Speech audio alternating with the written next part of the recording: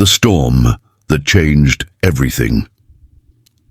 The snow fell thick and heavy that December evening, blanketing the streets of Chicago in white silence. Marcus Chen sat in the back of his town car, rubbing his tired eyes as his driver navigated the icy roads. Another 14-hour day at Chen Technologies had left him exhausted, but that was nothing new. Ever since his wife Rachel had passed away 2 years ago, work had become his refuge, his way of not thinking too much about the empty house waiting for him.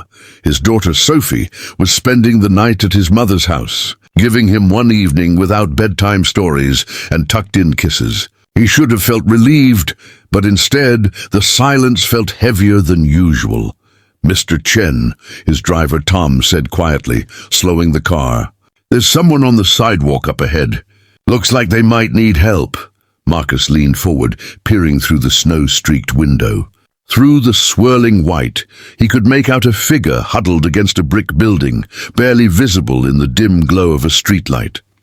As they drew closer, he saw it was a young woman, her shoulders shaking, her arms wrapped protectively around something bundled against her chest. "Pull over," Marcus said immediately. The moment he stepped out of the car, the freezing wind cut through his wool coat. He approached slowly, not wanting to startle her. That's when he heard it, the soft, muffled crying of not one baby, but two. "Miss," he called gently, "are you all right?" The woman looked up and Marcus felt his heart clench. She couldn't have been more than 25, with dark circles under her red-rimmed eyes and snow gathering in her long brown hair. Her thin jacket was completely inadequate for the weather, and she held 2 tiny bundles against her chest, trying desperately to keep them warm. "I'm fine," she said, her voice cracking. It was clearly a lie. Marcus crouched down beside her, keeping his voice soft and steady. "I'm Marcus. You're not fine, and that's okay. Let me help you. Those babies need to get out of this cold." Fresh tears spilled down her cheeks. I don't have anywhere to go." "Then let's start by getting you somewhere warm," he said. "My car is right here, no strings attached. Just warmth and safety." She hesitated, looking between him and the babies in her arms. Marcus understood. He was a stranger, and she had every reason to be cautious. But as another gust of wind whipped snow around them, and one of the babies let out a weak cry, survival instinct won out. "Okay," she whispered.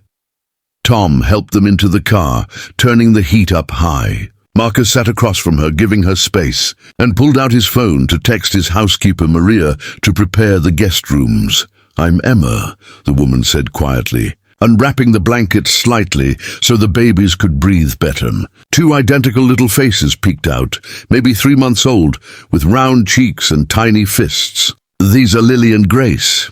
"They're beautiful," Marcus said, and meant it. They reminded him of Sophie at that age, small and perfect and impossibly fragile.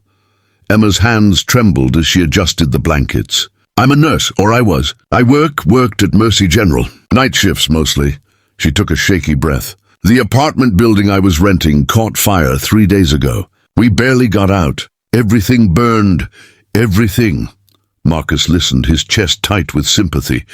"I've been trying to find somewhere to stay," Emma continued, her voice barely above a whisper. "But emergency shelters are full, and with twins.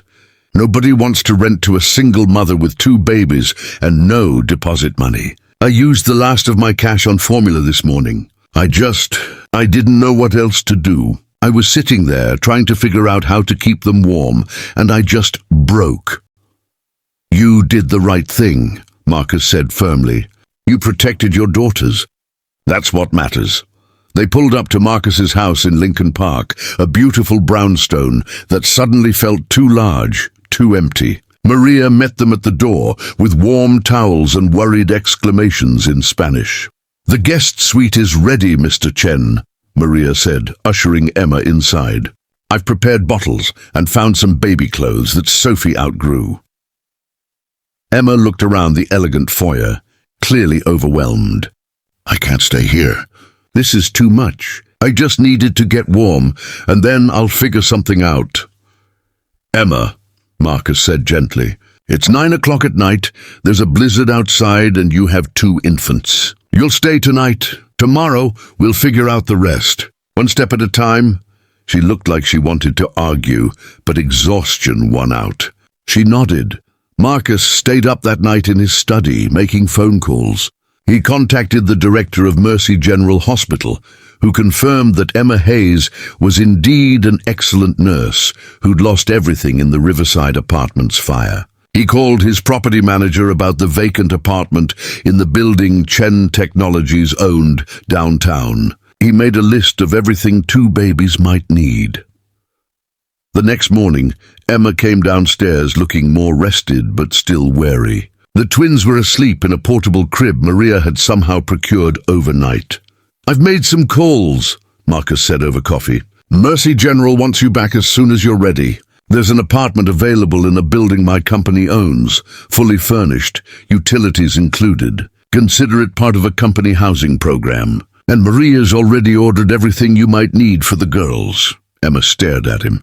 "Why are you doing this?" Marcus was quiet for a moment, thinking about Rachel, about Sophie, about all the nights he'd felt lost and alone. "Because 2 years ago my wife died suddenly. I was a single parent with a 3-year-old, running a company, completely falling apart. My mother, my friends, even Tom the driver. They all helped me survive those first months. They showed up. They helped carry the weight when I couldn't." He met her eyes. "Nobody should have to face impossible situations alone, especially not when they're just trying to take care of their children." Emma's eyes filled with tears again, but this time they were different. "I'll pay you back, every penny. I promise." "I know you will," Marcus said. "But there's no rush. Right now just focus on your daughters and getting back on your feet." 3 months later, Marcus sat in his office when his assistant knocked on the door. "Mr. Chen, there's a nurse here from Mercy General. Says she has something for you." Emma walked in, looking healthy and confident in her scrubs, carrying a small wrapped box. "I'm on my lunch break," she said, smiling. "I wanted to give you this in person." Inside was a framed photo of Lily and Grace, now chubby and grinning, and a card with just 4 words. "Thank you for everything." "They're thriving," Emma said. "And so am I. That night in the snow, it was the worst night of my life, but it led to the best people." Marcus smiled, thinking about how one decision to stop, to help, to show up, had changed not just Emma's life, but his own. His house felt less empty now, with regular visits from Emma and the twins. Sophie had 2 new little friends to dote on. And Marcus had remembered something important, that healing often comes from helping others heal. "We're the lucky ones," he said quietly. "Sometimes the people we help end up saving us right back." Outside, snow began to fall again, soft and gentle this time, covering the city in fresh possibility.